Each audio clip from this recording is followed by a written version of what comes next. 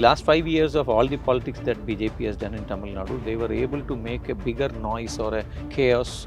They succeeded in making chaos in Thiruparankundram. They want to make a ruckus around some divisive issue, and Thiruparankundram was there. So I also thought that in the 27 seats, it was for sure that they will hardly bank on that. They have brought the Prime Minister of India to Madurai. He has gone into the temple. They have done all the drama. So you naturally feel that they are going to work on that. But it was a big shocker that the Thiruparankundram constituency didn't figure on the list. BJP has secured 27 seats in the ADMK-led NDA to contest in Tamil Nadu, but missing out on key constituencies like Thiruparankundram has raised many questions. Is the much talked about saffron surge translating on the ground or not?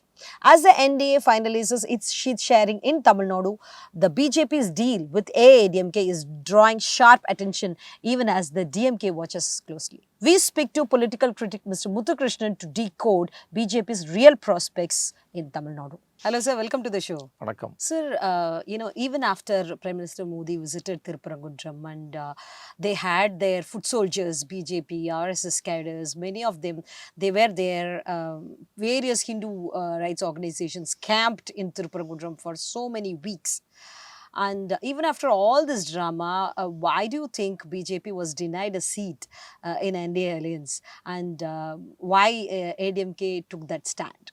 Talking about the election scenario in Tamil Nadu, like everyone in Thiruparankundram was very keen about what's going on. We knew that the Thiruparankundram constituency is going to be in the limelight, or that's going to be a very key point between them. Last 2 months we have been saying that almost all the shots were called in Delhi, not in Madurai, not in Tamil Nadu. So we had a perception that yes, in the last 5 years of all the politics that BJP has done in Tamil Nadu, they were able to make a bigger noise or a chaos. They succeeded in making chaos in Thiruparankundram.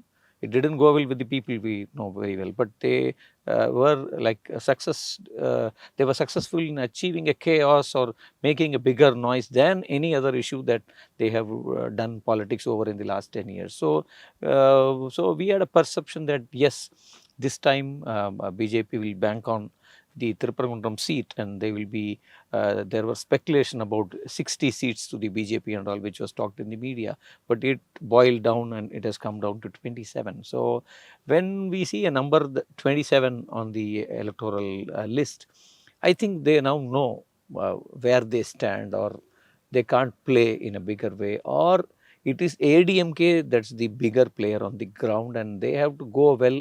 It's like, the past history, the MLAs they have won anywhere, it's just piggyback riding on the Dravidian parties. It may be DMK or it may be ADMK. So they got 4 seats in the last elections, it was piggyback ride on the ADMK. They don't have a single constituency in Tamil Nadu where they can have a say on the electoral process, or they can. It is that they have not dealt with any issue they have not worked on the development politics at all, and they never believe in that. They believe only in communal clashes or communal violences or something related to Michael Patti conversion, or they want to make a ruckus around some divisive issue, and Thiruparankundram was there. So I also thought that in the 27 seats, it was for sure that they will hardly bank on that. They have brought the Prime Minister of India to Madurai. He has gone into the temple. They have done all the drama. So you naturally feel that they are going to work on that. But it was a big shocker that the Thiruparankundram constituency didn't figure on the list. So from my understanding of politics that I have been seeing, I thought that they know that all the politics that they did in Thiruparankundram didn't go well with the people or the residents of Thiruparankundram. Okay. The residents of Thiruparankundram were hell-bent in restricting them, or they were very happy with where the Deepam was lit. And all the ruckus this time was created only because a High Court judge was sided by them. He was just pronouncing whatever the BJP needed or the RSS needed, or he was supplying fodder to the situation over there. So that was, every other person knew that the High Court is playing hand in glove with them. and they were creating a issue out of a petition that had nothing to do with the centuries old tradition over there or anything over there. They were trying to make out a law and order issue. BJP, if you go deep into their communal politics and see their history from the late 80s or the early 90s, whatever they have done all over India, and how they were zero where they came to 2 seats, and how they started and how they built. Their whole empire that's existing today has been built on communal and divisive politics. And these divisive and communal politics are not going well with the people of Tamil Nadu. They are trying to rake out issues and issues, but nothing is working. You know the Michael Patti conversion thing and how it snowballed for them. And now they are trying Thiruparankundram. So wherever there is a communal thing, they try to work and they don't succeed. So this time it was the court, the high court, that was functioned like an arm of the BJP. It was evident. We always say that the ED or the Election Commission or many of these institutions have been one-sided, or we know how in the Election Commission's order there was a BJP seal last week. So all these talks don't emerge from thin air. They emerge only because there are evidences lying on the ground. So this time the High Court played well with them, and they could make out a bigger issue. Then all of a sudden the Prime Minister knew about Lord Murugan, and he also came down over there. But in spite of all this drama, they knew very well, the intelligence reports very well told them that the people of Thiruparankundram are unhappy with what all has been done over there. Because I have stressed and talked about this time again, that the people of Thiruparankundram very well know that all the business of Thiruparankundram or their livelihood is only because of the footfalls over there. The footfalls, economy of the city economy is dependent on communal harmony. Communal harmony. So it is communal harmony, and it is like Thiruparankundram is a small town where you have a lot of Kalyana Mandapams. Like on a Muhurat date, you will have 2000 marriages happening over there. So you will have thousands and thousands of people coming over there, and there is a calendar year of festivals over there. Then you have the Ayyappa Sami season, where lakhs of people throng that place to not to do a darshan, to do an overnight stay on their religious pilgrimage. So Thiruparankundram is used as an overnight staying place for the whole pilgrimage season of the Ayyappa, then the Palani. So people come to Thiruparankundram to stay. No one stays in the city of Madurai.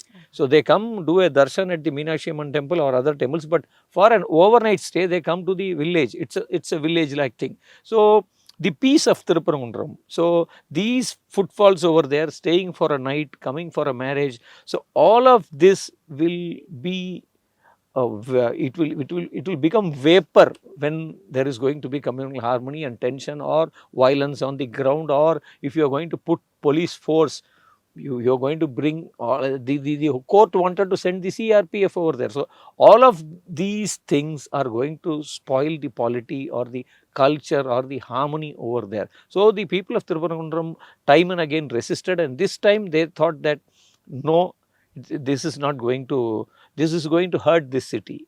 This is going to hurt the tradition of this city, or in a way at last the livelihood of the people. So then they thought that if it is not going well with the people, and if they are going to contest from that seat and lose it, then they can't once again come back to Thiruparankundram to with this issue in hand, because the people will say that people rejected you. How come you once again come in? So for them, Thiruparankundram, they want to preserve it for their future communal and divisive agenda. So they want to keep it alive. They don't want to have a register a losing face over there. So this is what's behind it. Sir, whom do you think is a good negotiator or a tough negotiator when it comes to 2026 assembly polls? Whether DMK acted as a tough negotiator in in allotting seats to Congress, just 28 seats. That too, it dragged for so many weeks, and it even affected them to delayed the announcement of candidates. And in ADMK camp, they also had a lot of negotiations. EPS flew to Delhi many times. Whom do you think is a tough negotiator in 2026 assembly elections? Actually, if I need to tell it in an elaborate way, election season was set in Tamil Nadu a year ago. Almost for the last whole year, Tamil Nadu is on an election mode. election mode means that consolidating their strengths, consolidating their party alliances, retaining the parties, and every party had their own fashion of bargaining and getting them heard, and like things like that. So this drama was going on for the last whole year, and I think both the ADMK leadership and the DMK leadership had a tough time this time to ensure that they could keep the flock together and show a credible mass. So DMK was very well doing it, and the Congress bargained and got 2-3 more seats, and that didn't go well with the alliance parties. Every party wanted more seats this time, and it was cut down. The left were denied 1 seat each, and the VCK got their 8 seats. They wanted 10, and new parties were accommodated DMDK. like DMK consolidated their older fort, the strength, and this time they have added DMDK. So I think they have a positive upper edge, like they have one party more from the opposite camp. And on the contrary, what I think is that the ADMK was also like doing a massive job over here. And one thing didn't go well with the people of Tamil Nadu is that never in the history of the Tamil Nadu politics has never that the alliance discussions happen in Delhi. It happens, the ground zero is always Tamil Nadu. So the ground zero shifting a couple of times for very crucial decisions to Delhi didn't go well with the people. So that was not a good sign at all. So they need to understand that Tamil Nadu is a very strong state, and everything that happens over here has to happen over here. It can't be, Delhi can't be your negotiating table, and a party with 27 seats can't take the table to Delhi. So if that party is strong enough to dictate things, then that's different. So from the numbers which party is Who is the big brother? Big brother over here, who is going to play the game, or who is going to lead the game. So that's ADMK, no doubt about that. So ADMK, even if the things went on in Delhi, it came back, it has consolidated its front. And even then, I think that it is the same front. They have lost the DMDK.